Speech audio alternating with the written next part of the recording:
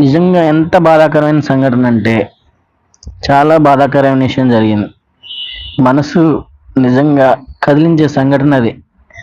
ఒక్కసారే ఇద్దరు కాదు, ముగ్గురు కాదు, 9 మంది ప్రాణాలు కోల్పోయారు. అది కూడా ఒకే కుటుంబం నుంచి. ఈ వార్త విన్నాక నిజంగా కళ్ళలో నీళ్ళొచ్చాయి. ఒక్కసారి ఆలోచించండి. నిన్నటి వరకు కలిసి నవ్వుకున్నారు, ఆనందంగా ఉన్నారు.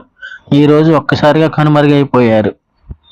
ఈ వేసవిలో ఎండలు ఎంత తీవ్రంగా ఉన్నాయో మనందరికీ తెలుసు. ఇంట్లో ఉన్న బయటకు వెళ్ళినా వేడిని తట్టుకోలేకపోతున్నాం. ఫ్యాన్ కూడా సరిపోవడం లేదు.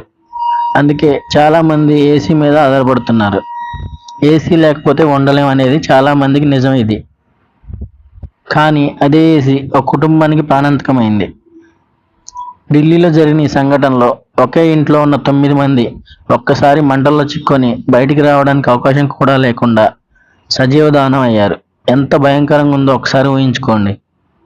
అసలు ఎలా జరిగింది? వాళ్ళు ఏ తప్పు చేయలేదు. కేవలం ఒక చిన్న నిర్లక్ష్యం. ఏసీని 24 గంటలు ఆపకుండా నడిపారు.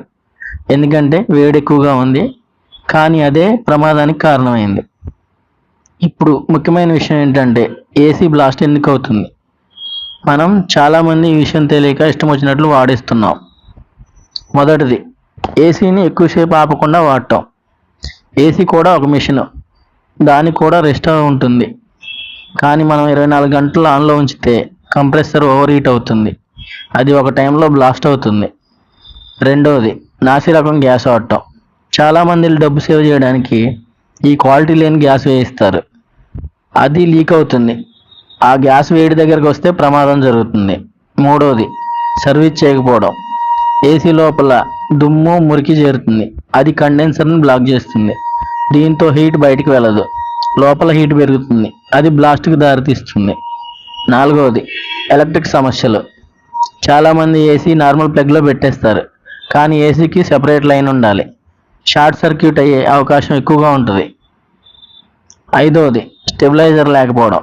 కరెంటు రావడం పోవడం హెచ్చు తగ్గులు ఉంటాయి. అవి కంట్రోల్ చేయడానికి స్టెబిలైజర్ అవసరం ఉంటుంది. ఈ స్టెబిలైజర్ లేకపోతే కంప్రెసర్ దెబ్బతిని బ్లాస్ట్ అయ్యే అవకాశం ఉంటుంది. ఇప్పుడు మనం ఏం చేయాలి? చాలా సింపుల్. ఏసీ మధ్య మధ్యలో ఆపండి. రెగ్యులర్గా సర్వీస్ చేయించండి. క్వాలిటీ గ్యాస్ వాడండి. సెపరేట్ వైర్ లైన్ పెట్టండి. మంచి స్టెబిలైజర్ పెట్టండి. ఒక్కసారి ఆలోచించండి. ఒక చిన్న జాగ్రత్త తీసుకుని ఉంటే ఆ 9 మంది ఈరోజు బతికుండేవారు. మనకు ఈ వీడియో ఒక న్యూస్ మాత్రమే కావచ్చు, కానీ వాళ్ళ కుటుంబానికి అది జీవితాంతం మిగిలే బాధ. ఫైనల్గా నేను చెప్పేది ఏంటంటే దయచేసి ఈ విషయాన్ని లైట్గా తీసుకోకండి. మీరు కూడా జాగ్రత్తగా ఉండండి. మీ కుటుంబాన్ని కాపాడుకోండి. ఈ న్యూస్ మీకు నచ్చితే దీన్ని లైక్ చేసి, షేర్ చేసి, కామెంట్ చేయండి మీ ఒపీనియన్ని. మళ్ళీ కలుద్దాం.